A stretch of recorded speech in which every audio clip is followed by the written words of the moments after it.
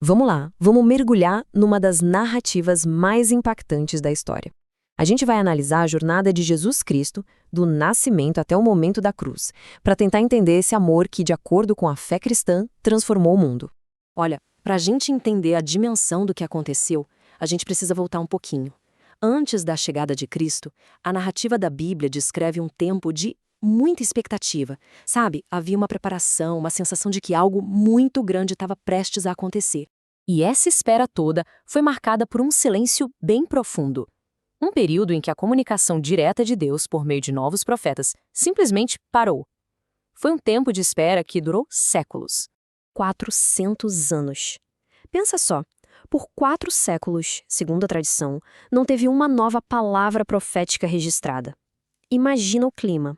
Era o mundo inteiro esperando por uma intervenção, por um sinal. E então, esse silêncio foi quebrado. E o jeito que esse silêncio foi rompido não foi com um barulho enorme ou num palácio, mas sim da forma mais humilde possível. A intervenção divina veio no nascimento de Jesus Cristo numa manjedoura, um lugar super simples para o começo de uma vida que mudaria absolutamente tudo. O conceito teológico principal que define esse momento é a encarnação. É a ideia de que o divino se torna humano. Nos evangelhos, a história conta que Maria concebe pela obra do Espírito Santo, um evento que é o coração da fé cristã. Essa citação de Agostinho, um dos maiores pensadores do cristianismo, resume bem o propósito por trás da encarnação. Não era só uma visita, sabe? Era uma união profunda entre o divino e o humano com o objetivo de redenção. E aqui, Tomás de Aquino reforça essa ideia. A encarnação é vista não como uma opção qualquer, mas como o plano perfeito, o jeito mais apropriado de reconciliar a humanidade com Deus. Então, o ponto-chave é que o nascimento, por si só, já carregava a missão inteira. Agora vamos avançar um pouco para ver como esse tema da humildade continua. O início da vida de Jesus é cheio de um paradoxo fascinante. O poder de Deus envolto na vulnerabilidade de um ser humano. Logo depois de nascer, a ameaça já se torna real. O rei Herodes, com medo de perder o trono, manda matar as crianças em Belém. Isso força a família, José, Maria e o menino Jesus, a fugir, a se tornarem refugiados. E a ironia simbólica aqui é muito poderosa. O mesmo Deus que na história de Israel libertou o povo da escravidão no Egito, agora, na pessoa de Jesus, busca refúgio nessa mesma terra. É um ciclo que se inverte, sabe?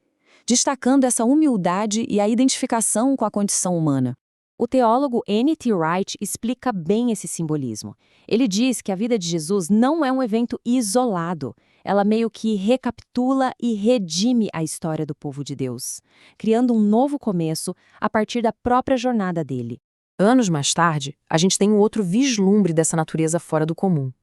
Aos 12 anos, em Jerusalém, Jesus é encontrado no templo debatendo com os mestres da lei. E a reação deles não é de raiva com a ousadia do menino, mas de puro espanto com a sabedoria e o entendimento dele. Para João Calvino, a sabedoria de Jesus não era algo que ele foi aprendendo com o tempo, mas sim algo que já fazia parte da natureza dele. Desde cedo, esses sinais já apontavam para a sua identidade divina. Agora vamos avançar para o início do ministério público dele por volta dos 30 anos. É aqui que a missão de Jesus entra numa nova fase, uma fase de ação direta e muitas vezes de confronto. O ministério dele tinha muitas facetas. Ele ensinou multidões, curou doentes e, de uma forma bem polêmica para a época, perdoou pecados, algo que era visto como uma exclusividade de Deus. Mas no centro de tudo isso, tinha um elemento fundamental: o confronto. Jesus confrontou diretamente as estruturas do seu tempo, a hipocrisia dos líderes religiosos, o orgulho no coração humano e, principalmente, a própria natureza do pecado. Foi esse o confronto que acabou gerando o conflito que, inevitavelmente, o levaria para a cruz. Essa frase do Bonhoeffer é bem forte, né? Mas ela resume a radicalidade do chamado de Jesus. Seguir a ele não era sobre conforto ou ser aceito pela sociedade. Era um chamado para morrer para o ego, para o orgulho, para o pecado. Uma entrega total. E esse caminho de confronto e entrega chega ao seu ponto máximo nos eventos finais da vida dele. A última ceia marca o início do fim, estabelecendo o significado do que estava para acontecer. Naquela noite, Jesus compartilha pão e vinho com os discípulos, dizendo que são seu corpo e seu sangue. Com esse gesto, ele institui o que os cristãos chamam de nova aliança, um novo pacto entre Deus e a humanidade, baseado na graça e selado pelo sacrifício dele, não mais na lei. Logo em seguida, vem a traição. Judas Iscariotes entrega Jesus por 30 moedas de prata. A narrativa, porém, mostra isso como algo maior que um ato individual. É como um espelho da condição humana, daquela tensão entre lealdade e interesse próprio. Um conflito que ecoa muito além daquele momento.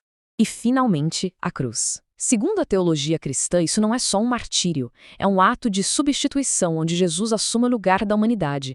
Como John Stott coloca, é o ponto de encontro entre o amor perfeito de Deus, que oferece um sacrifício, e a sua justiça perfeita, que é satisfeita por esse mesmo ato.